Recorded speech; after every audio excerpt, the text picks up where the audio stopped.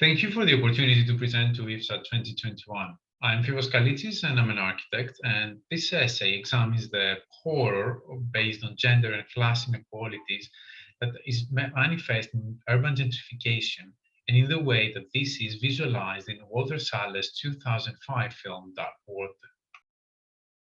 A common device in horror film narratives is a condition of spatial isolation of the character or the characters in order to create a feeling of entrapment and inability to escape, with key examples the cabin in the wood, the haunted house at the edge of a town, or the apartment in an alienated city. In addition, the tension for the audience is proportional to the vulnerability of the character who tries to survive. As Royer and Lee Cooper argue, isolation can shape and occasionally redeem, but more often destroy human lives, and they do so by setting their exploration in that place called home. And in an urban setting, the apartment is the manifestation of home. Walter Salles' take on Hideo Nakata's Dark Water transfers the story of a single mother and her daughter who move in a haunted apartment from Japan to New York. The narrative follows this pattern of an entrapped, spatially isolated female protagonist trying to escape a vengeful ghost. This essay explores through the analysis of the narrative and the mapping of the urban condition how the busy and tense New York becomes an environment of isolation and entrapment for a skilled and dynamic woman through a series of mapping. The transfer to the US required plot changes. For example, the screenwriter Rafael Iglesias mentions that in Hideo's film, the main character, Yoshimi Muchaba, she does not go up. Almost the whole ceiling is falling on her, and she doesn't go upstairs to find out what's going on.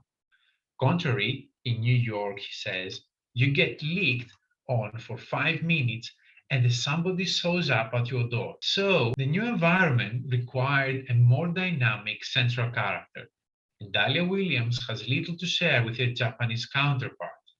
But if in the original it is Yoshimi's passivity that entraps her, this change of character required a different approach in order to justify Dahlia remaining in this flooded, decaying flood in an unwelcoming neighborhood. I argue that Dahlia is an archetype of a single mother in an urban condition, which forces her out of the city and its opportunities. However, if she wants to get her life back, she needs to stay in proximity to that city, despite her financial issues. Thus, she decides to move in a tiny, decaying apartment at a neighborhood she does not desire to live in. Early in the film, we see the mother and the daughter taking the cable car from Manhattan to the neighboring Roosevelt Island. And Dahlia says, "Look, Ceci, there is the city." And the young girl replies, "No, this is the city," and she shows Manhattan. Right from this opening scene, the narrative defines Roosevelt Island in its first big movie appearance as the place which is not New York. As Walter Salles says, this short stream of land is just a tram ride away from the richest places in the world, yet it is populated by the disinheritance of the city, the haves and have-nots facing each other. Thus, the film disregards completely how the island has become an excellent policy example and the elements that made it resilient to any upcoming financial crisis. New York's other island is presented as the other, a place of weird neighbors that becomes the ultimate solution for a lower middle class unable to meet Manhattan's rising prices.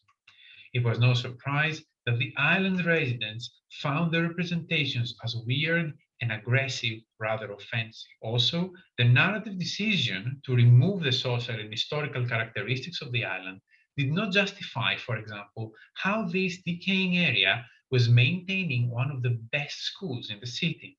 As a result, despite shooting on location and clearly portraying the geography of the island, Roosevelt Island is seen as an uncanny environment of isolation. For Dahlia's husband, who wants to live in the suburbs, arriving to the island is a nightmare. I got to drive through the tunnel, get uptown to cross the 59th Street Bridge to Queens, so I can cross another goddamn bridge to get to the island, while he dismisses Later on, Dahlia's suggestion to use the subway. The subway, you want me to take the path to the F, referring to the F metro line that links the island with Queens and Manhattan. For Dahlia, though, the subway is not an offense, quite the opposite. It is her link to job opportunities. Her desire to be financially independent and be a good mother leads her to take a job that she is overqualified. But it is a 5-minute subway ride, and the hours are perfect. The unwelcoming part of the city has a good school, and the flat is in the price that she can actually afford. The flat, despite its technical mishaps and its inadequate size, as the agent early informs her that there was a fake ad about the second room, it provides a base in proximity to all the above opportunities and seems to be a refuge from the unwelcoming neighborhood where she moves in. At the time that the movie was filmed and it was released, the residents of Roosevelt Island were worried about the rising prices and the gentrification tendencies, with more and more people moving there due to the proximity to Manhattan and the prices beginning to augment.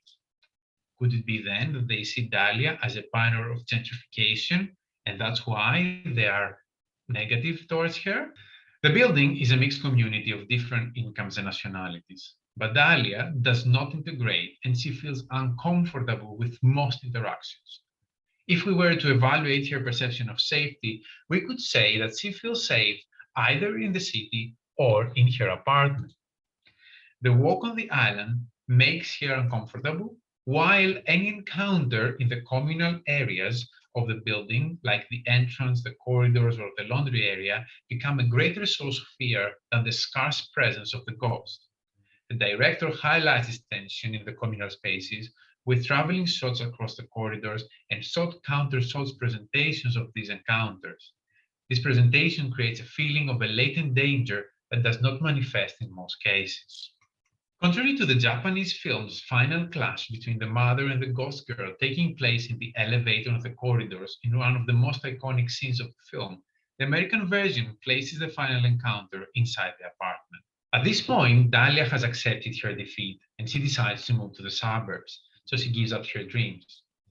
It is at this moment of safety that the ghost of Natasha invades and threatens to kill Dahlia's daughter, forcing the single mother to sacrifice herself once more to save her daughter, and she ends becoming part of the haunting atmosphere of the island. Dahlia, in the end of the film, becomes another trace of a past which is erased because of the rising prices and the demographic changes.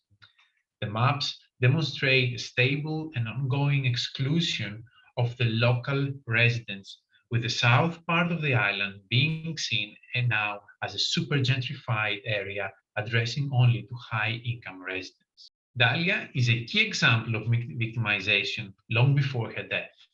The caretaker ignores her, her ex-husband and the teenagers of the building bully her. The male characters attack her sensitive mental state, and in the end, she does not even become the surviving final girl. She is a woman in the city when she should be a mother in a suburb in New Jersey, sacrificing her career for the well-being of her child. Her only other alternative is to sacrifice her own life. Dahlia's husband and the mischievous landlord enjoy in the end a comfortable life.